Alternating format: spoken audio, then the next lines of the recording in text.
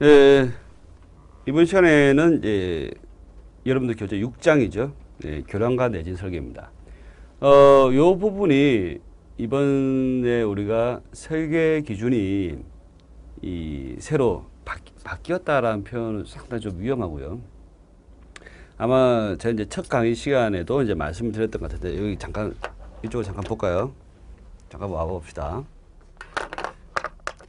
우리 설계 기준은 크게 이제 두 가지로 볼 수가 있어요. 하나는 이 콘크리트 기준, 콘크리트 설계 기준이 하나 있고, 그 다음에 도로교 설계 기준. 크게 보면 두 가지 설계 기준을 가지고 있습니다. 우리 토목 구조물, 실제 토목 구조물 설계할 때 두 가지 설계 기준, 대부분은 그렇습니다. 물론 도로교 설계 기준 말고 철도교 설계 기준 쭉 있는데, 토목 구조물, 우리나라 같은 경우에는 토목 구조물의 대부분이 도로 교량이죠. 그래서 상당히 많이 적용이 시험에 자주 출제가 되는 그런 설계 기준입니다. 그럼에도 불구하고 제일 핵심은 콘크리트 설계 기준이에요. 그게 핵심입니다. 그래서 이 설계 기준에 대해서 출제가 되는 것이 거의 제가 봤을 때는 80% 이상이에요. 80% 이상이라고 보시면 되고, 대부분 시험 문제는 이쪽에 국한되어져서 나옵니다. 그런데 도로교 설계 기준에서 언급되는 부분들이 뭐가 있느냐면은, 콘크리트 설계 기준에서는 콘크리트 구조에 대해서만 얘기를 할 수가 있죠. 도로교 설계 기준에서는 콘크리트 구조하고 그 다음 스틸 구조하고 둘 다 얘기할 수가 있죠. 도로 교량이기만 하면 되니까. 오케이. 그런데 지금 이게 조금 문제가 있는 게, 지금 현재 콘크리트 설계 기준 2012년도 기준인데, 요게 지금 강도 설계법으로 되어 있습니다. 강도 설계법. 근데 지금 도로교 설계 기준, 요게 2012년도에 초판이 나오고, 그 다음에 2015년도에 개정판이 나왔어요. 2017년이죠. 16년, 15년. 15년 말인데, 실제 나온 거는 2016년 초에 나와서, 기준은 15라고 되어 있는데, 실제로 출간된 거는 16년이고, 요 기준이 첫판에 나오면서 좀 문제가 있었고 논란이 있었던 부분들을 조금 수정 보완한 게, 수정한 게 15년도 판이라고 보시면 돼요. 근데 내용은 거의 유사하다라고 보시면 되고, 특별하게 개정된 사항들은 그냥 좀 틀린 내용들 좀 조정을 했다, 이렇게 보시면 됩니다. 큰 차이는 없어요. 그래서 시험 문제는 지금 현재 출제가 되고 있는 시험 문제는 2012년도 도로교 설계 기준 한계 상태 설계법으로 출제가 되고 있습니다. 안 넣을 수도 있어요. 어쨌든 이렇습니다. 요거하고 요거 내용이 거의 유사하기 때문에 크게 신경은 안 쓰셔도 됩니다. 어쨌든 요 놈을 기준으로 해서 나온다라고 보시면 되겠어요. 그런데 출제하시는 분들도 2012년도 도로교 설계 기준 한계 상태 설계법에 대해서 충분히 이해를 잘 못하고 계세요. 그래서 대부분 시험 문제, 즉 이번에 있었던 국가직이나 지방직 시험 문제에서는 한계 상태 설계법에 대한 아주 깊이 있는 문제는 거의 출제가 되지 않았습니다. 그럼에도 불구하고 혹시 나오면 어떡하지? 불안하죠, 그죠? 불안하기 때문에 우리가 거기에 대해서 충분히 최소한의 보험은 들어놓고 가야 마음 편안하겠죠, 그죠? 그러기 위해서 지금 이 수업을 하고 있다, 이렇게 보시면 되겠습니다. 자, 어쨌든 봅시다. 콘크리트 구조는 콘크리트 설계 기준이 있기 때문에 여기에 대해서는 거의 안 넣는다고 보셔도 무방해요. 근데 스틸 구조인 경우에는 콘크리트 설계 기준이 안 넣어져, 그죠? 여기 콘크리트 구조니까. 그래서 스틸 구조에 대해서는 도로교 설계 기준밖에 지금 나올 수 있는 게 없죠. 그러나 그럼에도 불구하고 또 뭐가 있느냐면은, 도로교 설계 기준에 2010년도 판이 있어요. 2010년 판이 있는데 요거는 허용 설계로 되어 있어요. 환장하겠죠, 그죠? 환장하겠죠? 왜 이렇게 복잡해요? 자, 다시 정리합시다. 그럼 어떻게 되느냐? 자, 콘크리트 구조인 경우에는 강도 설계법으로 시험이 나옵니다. 쉽게 얘기해서. 그 다음에 스틸 구조인 경우에는 이 한계 상태 설계법으로 나오든지 혹은 허용 설계법으로 나올 수 있습니다. 둘 다 나올 수 있어요. 여기에 제 기억에 2015년도에 한계 상태 설계법으로 설계법으로 강구조의 강도를 계산하는 문제가 출제가 된 적이 있었어요.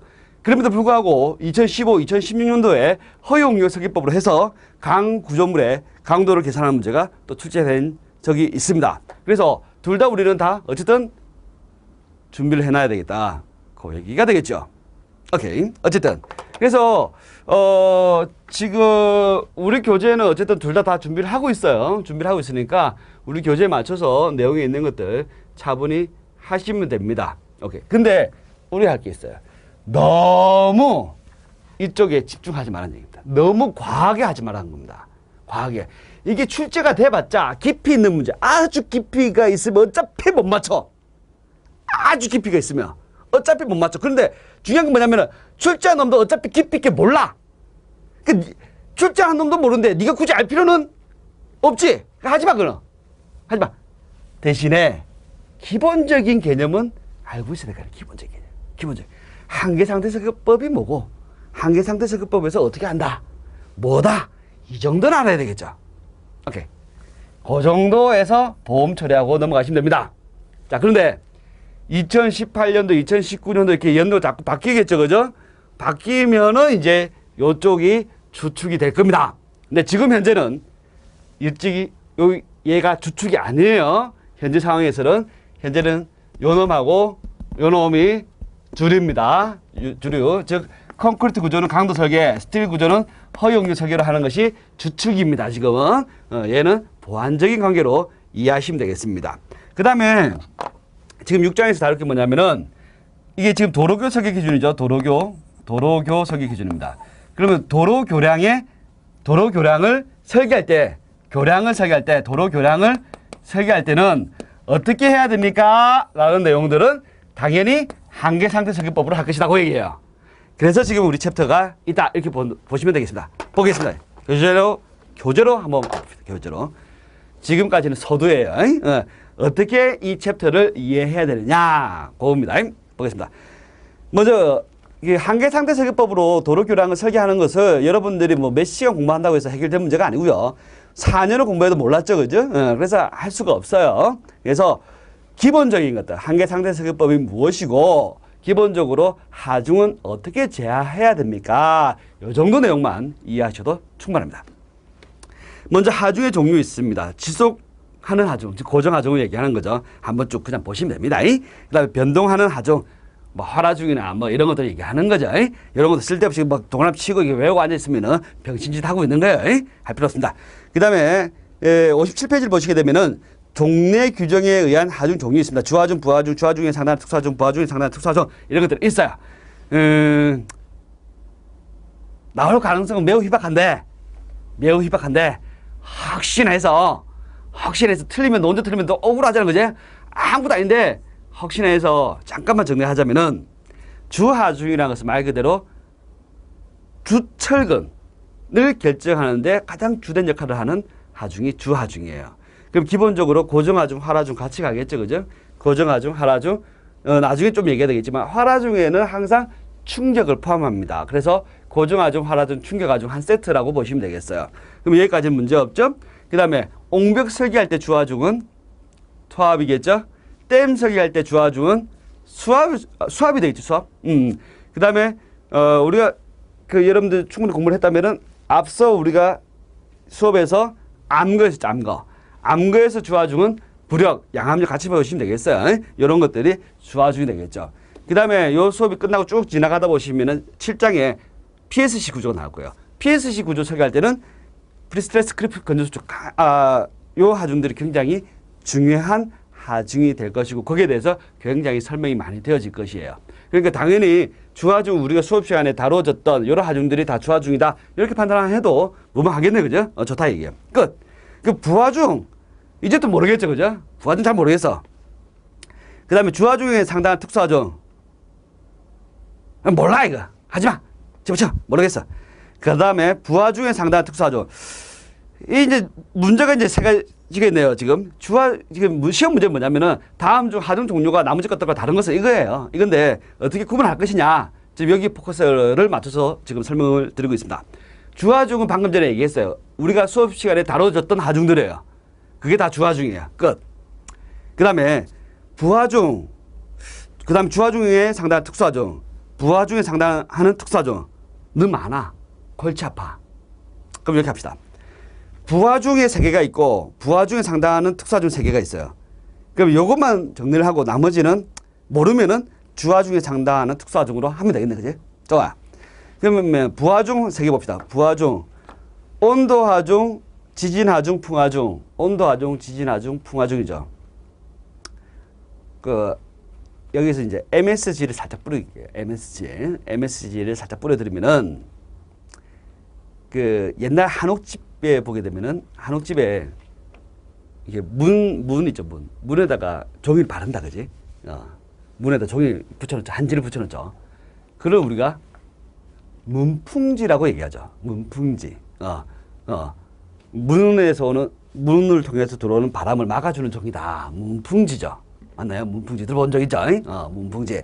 근데 그 바람이 따뜻한 바람이야. 그러면은 우리가, 그러면은 온풍지라고 얘기할 수 있겠네요.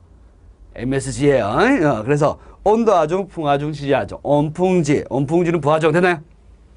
그 다음에 부하중에 상당하는 특수하중. 여기에도 제가 MSG를 조금 뿌려드릴게요. 어떻게 하면 되느냐? 한참 더울 때, 지금 저도 이제 반팔이고, 지금 촬영 시기가 이제 여름입니다. 지금 뭐 굉장히 더운 때인데, 모기가 많죠. 모기가 많아서 우리가 에프킬라 이런 것들을 뿌린다, 그지? 살충제를 뿌린다. 살충제를 가한다. 가충제. 오케이. 가설하중, 충돌하중, 제동하중. 가충제. 이렇게 봅시다. 이렇게 좀 어색하죠, 그죠? 온풍지, 가충제 입에 쫙쫙 붙도록 얘기해 주시면 됩니다. 그러면은 금방 정리되겠죠. 요 정도에서 마무리하시면 돼요. 너무 깊게 들어가실 필요는 없습니다. 옛날 기준인데 혹시 나올까봐 좀 정리한다. 이렇게 보시면 되겠습니다.